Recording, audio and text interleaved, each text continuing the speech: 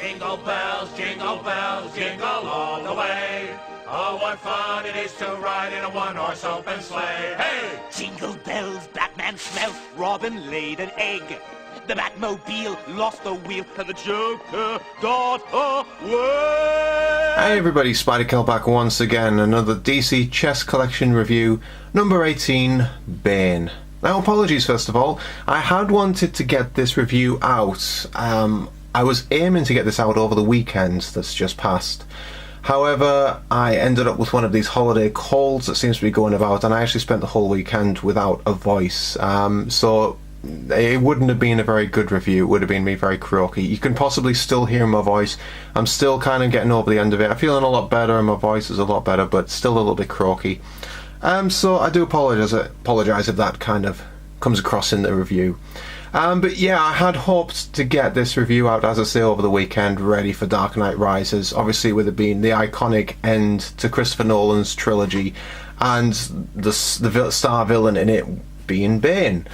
And I just thought it would have been a nice little touch that I could have got that out, but I suppose 3 days after the release we'll have to do. Bane, a pretty immense character, a pretty awesome character, but I find Bane quite strange, I suppose. I don't know if that's the word to use, but I find him quite intriguing, I suppose, because he is infamously known as the man who broke the bat. He is the one who broke Batman in the infamous and iconically amazing Nightfall group of comics that came out.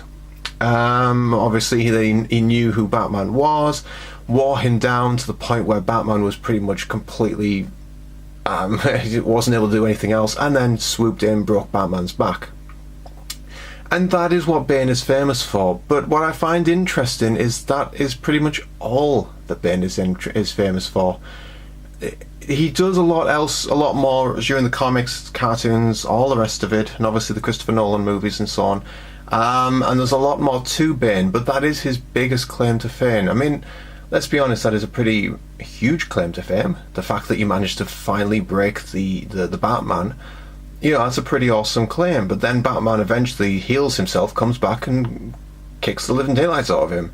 You know, and then after that, Bane, he's not really as big a threat. He's never really then topped what he did before, if you like. You know, and sometimes we see him and he goes back to his old ways, and sometimes we're seeing him fighting alongside Batman, you know, and helping Batman out.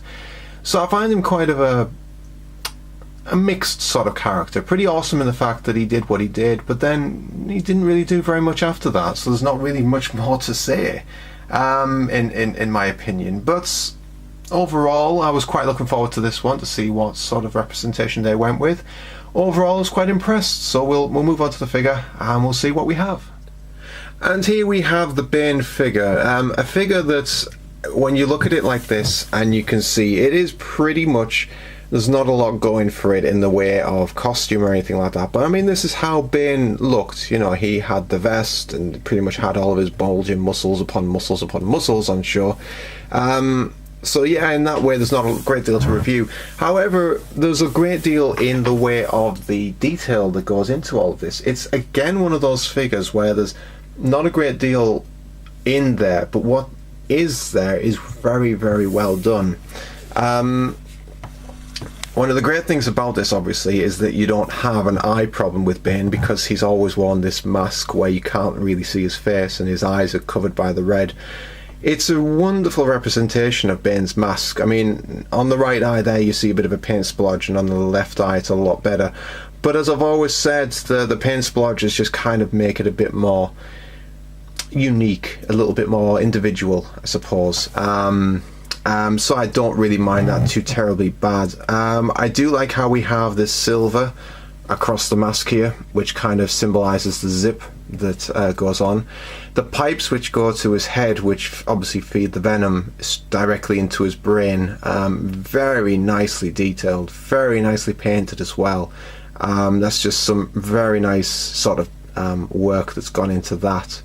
The pipe obviously then leads all the way down, then goes onto a strap on his arm, which is quite a nice inclusion, then onto the control panel of his wrist. So that is very nicely done. It's beautifully painted and sculpted. Very, very impressive. And then we have, speaking of impressive, his impressive physique. Beautifully captured here in this chest piece. Nice, big, bulky figure. Muscles upon muscles, as I said. And stood in his... I don't know, I think that's always the stance that I kind of think of with Bane. The whole kind of fists across his chest kind of look. So that is a really nice look. We have some black gloves over his hands, which are cut off at the fingers, which also look incredibly good. Really nice belt across here as well. Just nothing again too spectacular about it, just a small bit of detail that's been very nicely done, really nicely painted and sculpted there. And one of the things, ironically, that I like a lot about this figure is the trousers itself, the seams that come across here.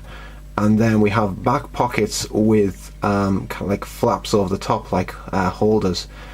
And then just lots of seams and lots of kind of creases and everything. And especially when you come down here to where they meet the boots. We have really nice ruffles and really nice sort of look and detail and colouring. Just very expertly done, really. And as I said, a figure that's not very well detailed, but where it is, you know, they've done a very, very good job with it. You know, not a lot going for it, but what it does have is very, very well detailed. And again, we have the Joker cards on the bottom.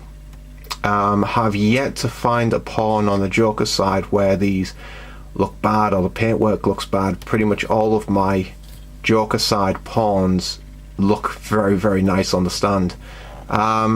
It's just a shame that's not the same for the Batman side, but there we go. So, and that's pretty much all you can say about this figure. It's imposing, it's massive, it looks incredible on the board. Detail in places where it needs to be. It's a really, really nice figure.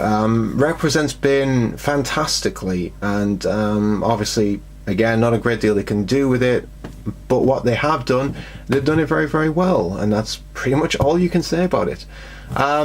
So yeah, hope you enjoyed the review, guys, and I hope you enjoyed the fact that at no point did I ever attempt to do the Bane voice from The Dark Knight Rises.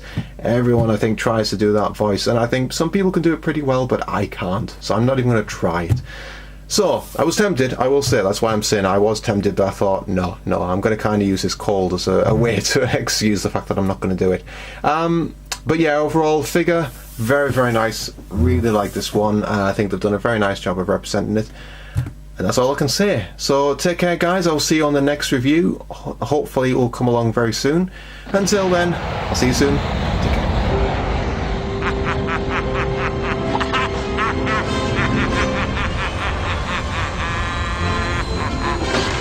Crashing through the roof in a one-horse open tree.